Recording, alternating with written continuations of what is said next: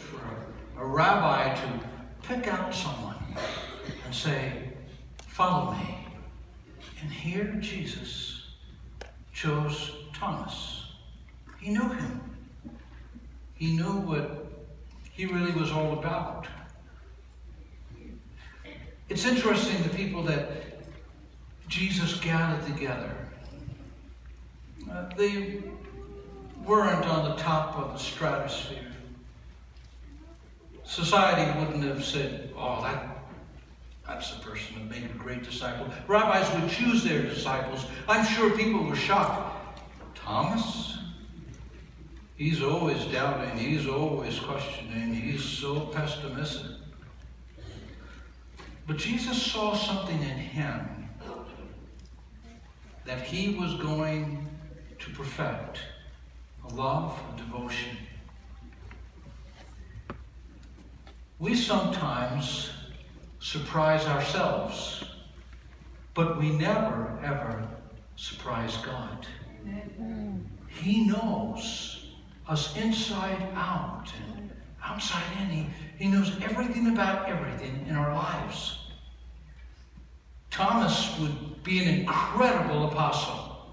He, in fact, would actually go, we think, the furthest and make the longest missions trip of any of the apostles. He went all the way to India, according to tradition. Spent almost 20 years there, establishing churches on the coast of India. And churches look back to his missionary work in India and attribute his evangelism to their experience of salvation. In fact, if tradition is right, and there's no reason to disbelieve it, he suffered martyrdom there in India. He gave his life for Jesus. But he wasn't always there. He wasn't some person that just was rock solid. He had his shaky moments, like you, like me, like all of us. He came to a place where he questioned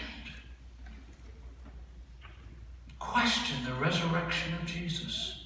Even though the apostles came to him, he's risen. The women came to him, he's risen. Peter said, Thomas, I saw him, he's risen. The two men on the Emmaus road said, listen, we have lost hope, but he's risen. But none of it registered.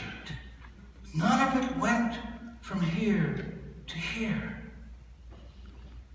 Now listen again to what he says. So the other disciples told him, we've seen the Lord. I will never believe. You expect those words from a Pharisee or a Sadducee, from one of Jesus' enemies. You expect those words not from someone who was in the inner circle, closest to him. Maybe an adversary. But Thomas, why does that happen? Well, there's an explanation in Scripture. An explanation that explains you and me, all of us. We have a fallen nature. We tend not to believe God. We tend to believe our doubts. Doubt your doubts and believe your faith. In Luke 24:25, the two disciples on the Emmaus road have been discouraged because Jesus was crucified. They heard reports that he had risen from the dead. It was the third day. And their minds were closed. Their heart was overcome with grief. They couldn't lay hold and take a hold of faith. And Jesus meets them, and they don't recognize him at first. They're kept from understanding who they were talking to. And they tell Jesus a story about how they're so grief-filled. And Jesus said to them, "You foolish people, you find it so hard to believe all that the prophets wrote in the scriptures." Sometimes we find it so difficult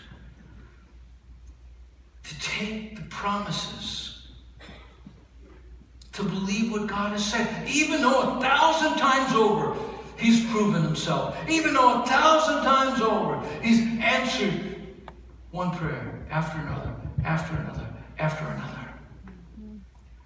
We get in that rock in the hard place, and that fallen nature kicks in, and we question, God, did you really say that?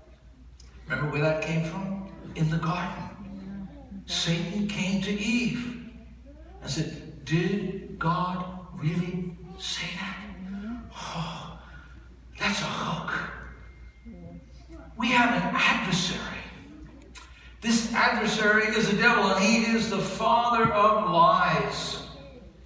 In John 18:44, the devil, when he lies, he speaks his native language. He is a liar and the father of lies. What he does is he lies to us about God. He lies to us about others. And he lies to us about ourselves. And we fall victim again to his deceptions. Just like Eve. Just like Adam. We'd rather believe the lie. Truth is a currency almost extinct in our culture. And we tend to trade in the currency of dishonesty and lies, even to ourselves. And the father of lies, Satan, deceives us. Did God really say? Does God really love you? Does he really hear you? Does he really know? Satan wanted to destroy that apostolic group of people, just like he wants to destroy every one of us. He's a robber, he's a thief, he's a real entity, he's a spiritual power that is alive in this world that we have to battle against and fight against.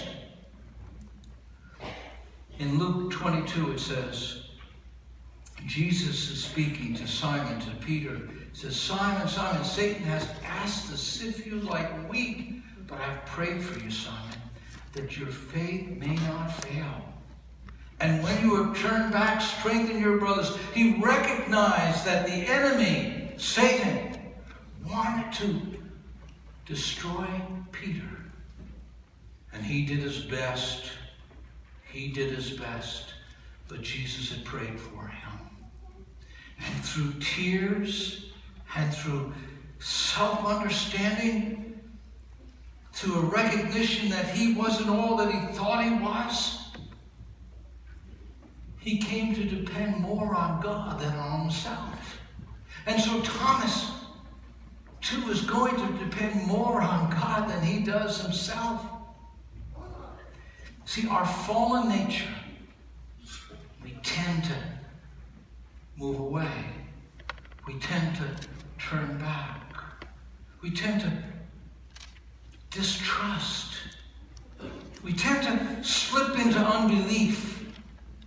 The adversary, they're trying to attack the people, the children of God, again and again with doubts and fears. The problem of doubt is a universal problem that all of us have to battle with, that none of us are exempt from. Questioning, was that really God? Did that really happen? Thomas, wait a minute. Do you remember how God raised the widow's daughter? Do you remember Thomas, the widow's son? Do you remember how God raised Jairus' daughter? Do you remember Lazarus being called out of the tomb? Jesus said he's a resurrection and a life. Jesus said he would rise again. But it just seemed to go over his head and seemed to just consume him with doubt. And now there are causes for doubt. There are things that trigger doubt in our life and unbelief in our life. Here's some of the triggers. Here's some of the causes of doubt. Now, he had a proclivity to doubt, to be pessimistic, to look on the dark side of things. Maybe you're like that. Maybe you know someone like that.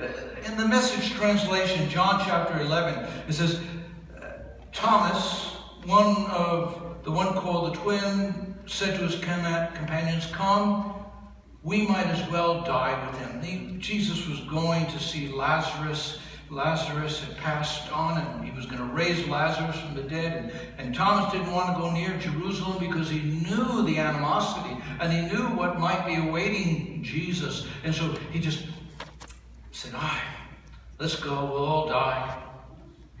He was a pessimist. Yeah. You know what the definition of a pessimist is? Someone who is seasick all through the journey of life. He's just always troubled in his heart. And it didn't take much to trigger it off for him. But let's look at some of the triggers. His emotions. Now, all of them were deeply discouraged because they had put their hope, they had put their trust that Jesus was the Messiah. He said he would die, but yet it didn't sink in. That didn't meet their expectations. That wasn't in their paradigm. They didn't see, they didn't understand.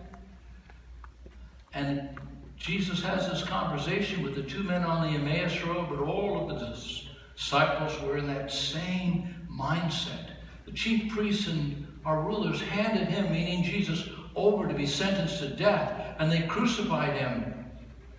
But we had hoped that he was the one who was going to redeem Israel. When hope is deferred, when hope is lost, everything seems hopeless.